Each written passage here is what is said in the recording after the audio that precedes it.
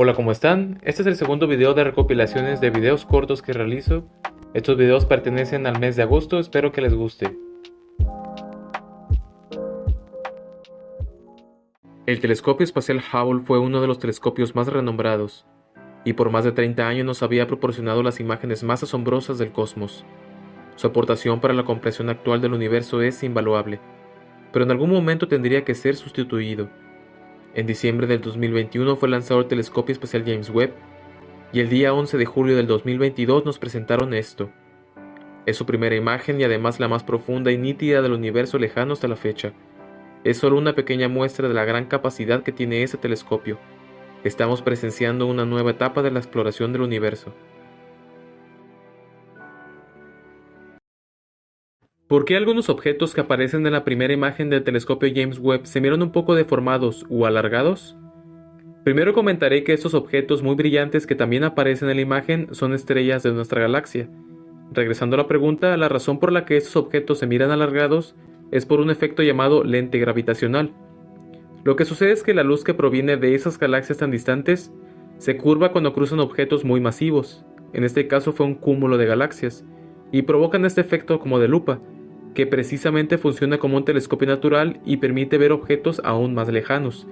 En esta pequeña animación se puede apreciar mejor este efecto.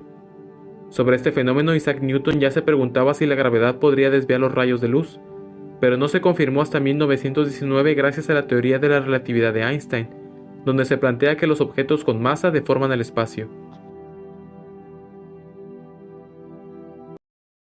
La secuoya roja es la especie de árbol más grande del mundo, y de todas ellas la más alta es Hiperión. Mide 115.85 metros de alto y es el ser vivo conocido más grande que existe. Es muy probable que nunca lo veamos en persona, y en parte es porque la ubicación no se ha revelado para evitar el daño por el turismo, aunque se encuentra en el Parque Nacional Redwood en Estados Unidos. Entonces, para hacernos una idea hay que compararlo con otros objetos que sí conozcamos. Primero con un ser humano de 1,70 de estatura.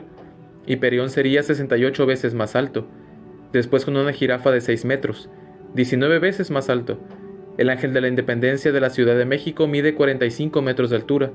Hiperión sería 2 veces y medio más alto. La Pirámide del Sol mide 65 metros. Hiperión sería casi 2 veces más alto. Y finalmente con la Estatua de la Libertad. Mide 93 metros y la secuoya aún así le ganaría por más de 20 metros. La mariposa monarca es probablemente la mariposa más fácilmente reconocible, con sus característicos colores naranja con rayas negras. Son nativas de América del Norte y Sur, aunque en el sur ya no existen. Las mariposas monarcas del norte se dividen en dos grupos principales, las occidentales y las orientales. La oriental es la que tal vez conocemos más porque pasa el invierno en el centro de México, viajando más de 4.000 kilómetros desde el norte de Estados Unidos y Canadá. Lamentablemente se ha declarado la mariposa monarca en peligro de extinción, pues su población ha disminuido entre un 23 y un 72% en los últimos 10 años.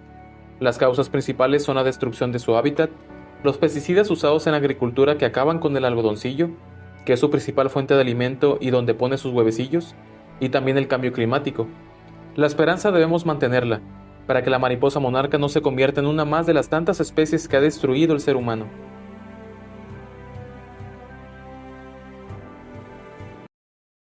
Antes de la fundación de la ciudad de Alejandría, el principal puerto del antiguo Egipto era la ciudad de Tonis Heracleion.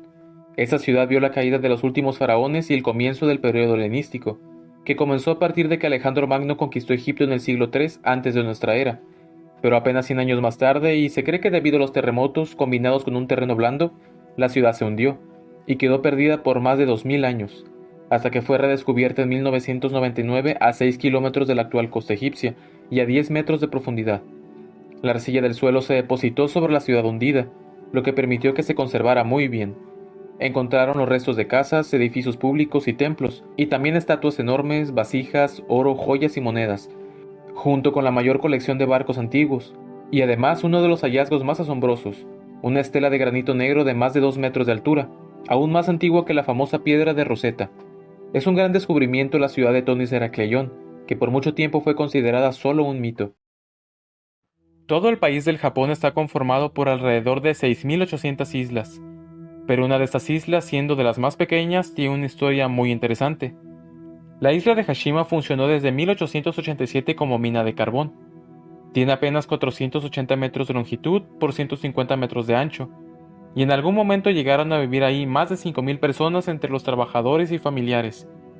Todos estos estaban distribuidos en por lo menos 30 edificios de departamentos de apenas 9 metros cuadrados, y además conectados entre sí por pasillos, lo que formaba un complejo laberinto, con excepción del director de la mina que contaba con casa propia en la parte alta de la isla.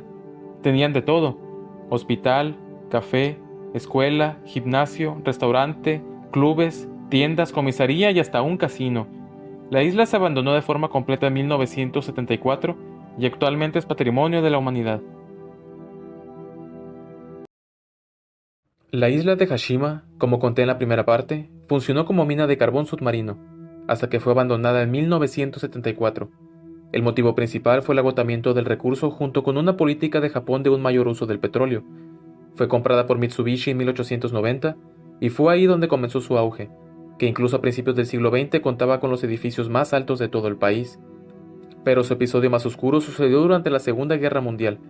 Como Japón se encontraba inmerso en la guerra, la producción de carbón estaba en su punto máximo, y mientras los jóvenes morían en batalla, el gobierno japonés utilizó a prisioneras de guerra como esclavos, mayormente coreanos y chinos, para cubrir los puestos de trabajo. Y debido a las duras condiciones, la desnutrición, el agotamiento, los accidentes y las enfermedades, murieron alrededor de 1.300 trabajadores, algunos de ellos por intentar escapar de la isla y nadar hasta tierra firme. La República de Chipre es una isla del mar Mediterráneo, y aunque es un estado con reconocimiento internacional, no tiene el control sobre toda la isla. Un tercio de ella es controlado por Turquía desde que invadió la isla en 1974. Cuando el ejército turco se acercaba a la ciudad de Varosha, los habitantes huyeron pensando que en algún momento las cosas se calmarían y podrían regresar, algo que nunca sucedió. Desde entonces, lo que antes fue el primer centro turístico del país, que tenía hoteles lujosos y donde acudían famosos para pasar las vacaciones, de la noche a la mañana se convirtió en una ciudad fantasma. En la ciudad quedaron concesionarios aún abastecidos con los autos último modelo, y en las tiendas los maniquíes vestían ropa de la moda de la época, como si el tiempo se hubiera detenido. Y hoy los edificios comienzan a desmoronarse, el metal a corroerse y la naturaleza poco a poco va recuperando el terreno que alguna vez perdió.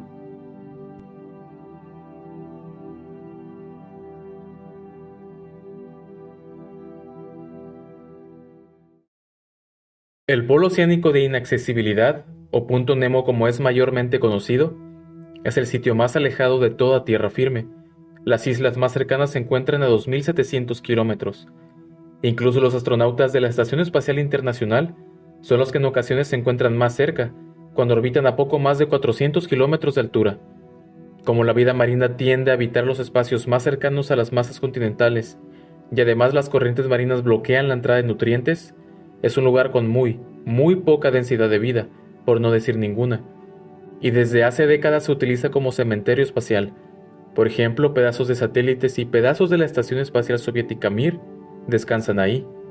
Y aunque aparentemente no hay nada más que solo agua, en 1997 se detectó un extraño sonido de ultra baja frecuencia. Se le llamó el sonido Blob, y se especuló que podría pertenecer a un animal submarino extraordinariamente grande, pero de ello hablaré en la segunda parte. El punto Nemo es la zona más alejada de toda tierra firme, donde la vida marina es casi nula. Pero en 1997 se registró un sonido muy fuerte pero inaudible para el ser humano.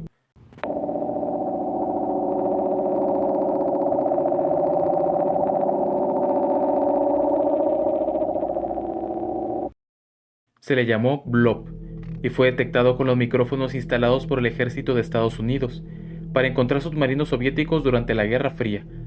Primero se especuló que el sonido era producido por un animal submarino extraordinariamente grande.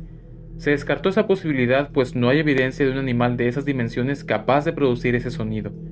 La hipótesis más apoyada es la fractura provocada por grandes icebergs, aunque nunca se ha comprobado por completo. Es curioso cómo el escritor de terror H.P. Lovecraft localizó la ciudad sumergida donde fue encerrado Cthulhu, muy cerca de las coordenadas del punto Nemo.